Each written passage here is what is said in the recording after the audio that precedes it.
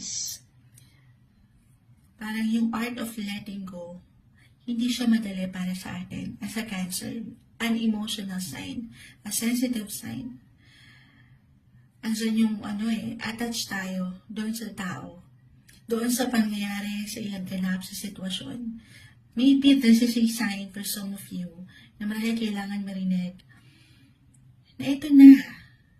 You have to take the lead, Cancer. Ikaw na ang in charge.